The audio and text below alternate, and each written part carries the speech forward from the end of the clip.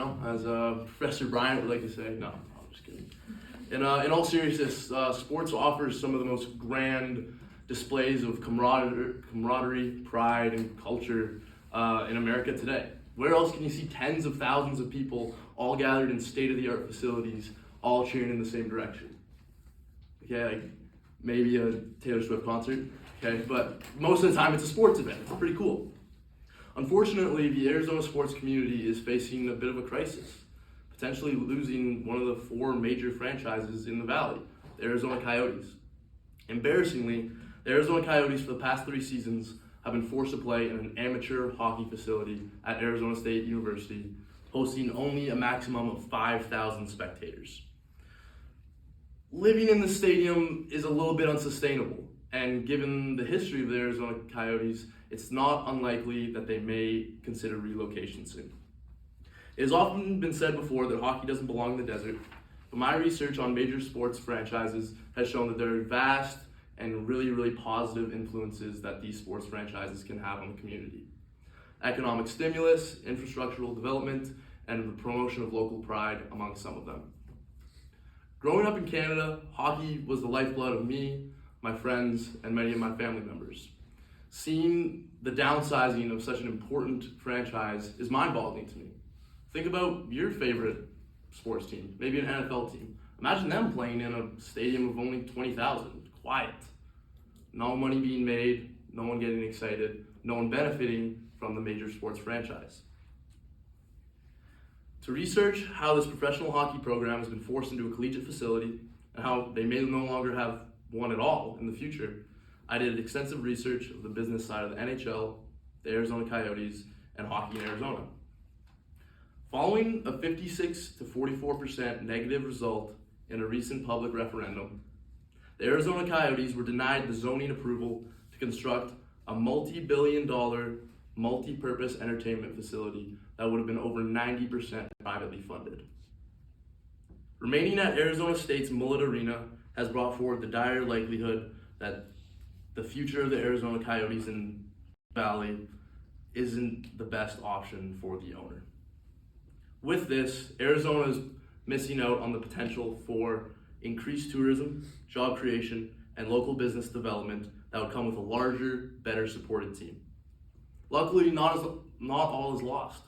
If local citizens voice and pressure elected representatives on the importance of a future arena's approval, there may still be time to construct a home for the Arizona Coyotes. Hockey expert Paul Grant summarizes the likelihood that the Arizona Coyotes actually will move in a quote.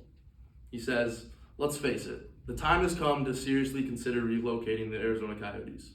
Playing in a 4,600 capacity college hockey arena with a vague idea about the future isn't going to cut it in a major professional league.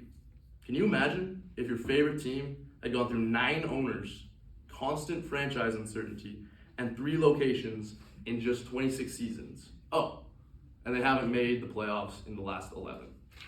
Not a good look for the franchise. It's in a tough spot after already having to move out of Glendale. And something that's important to realize is the Coyotes have a history of relocation.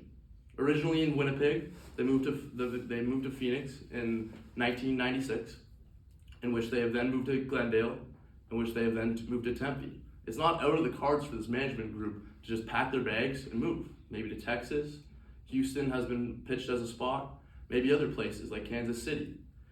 Every day it seems less and less likely the Coyotes will stay in Arizona. Now, it's important to remember that this isn't just a threat to the entertainment of local hockey fans. The removal of an NHL franchise from the Valley will have dire consequences to everyone in the community as well. If the Yotes do go, they're going to depart with community programs, economic opportunity, and local jobs as well. Craig Morgan, longtime reporter for the Coyotes, was interviewed about the possible effect to the Arizona community of this possible relocation. He expressed his concern for the undoing of so many positive impacts the Yotes have had over the following years. He said, "Youth programs have always been top 5 in USA hockey statistics for growth. We've got a thriving youth market. I think it's so obvious how they've impacted this community, and I think we'd all hate to see them leave." Even more important than their social initiatives, however, is the fact that the Yotes will depart with hundreds of local jobs and opportunities. According to The Athletic, an NHL game requires around 1,000 ushers, security guards, maintenance, and concession workers to successfully function. These jobs, created in both short-term and long-term space, create the same amount of jobs in a single game than some really, really big franchises. Despite the grim outlook that I've just painted for you, however, there is a bright light at the end of the tunnel. Many executives and league representatives have supported the staying of the Arizona Coyotes in the Valley.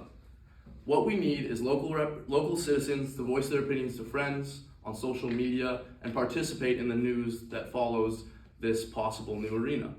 It doesn't take much, but we need to talk about it. In the recent referendum, of the approximate 160,000 eligible voters, only 30,000 votes were counted. Our vote matters and can really affect this issue. Government officials, league representatives, and former mayors have all endorsed this future project. Tempe Mayor Corey Woods voices disappointment that the construction was denied, saying this would have been the best deal in Arizona sports history. All that's left is for us to come through. With the community united to support the revitalization of the Arizona Coyotes franchise with the construction of a new arena, you can be sure to expect a stimulus in jobs, economic buzz, and community initiatives, the beginning of a golden era of hockey in the Valley.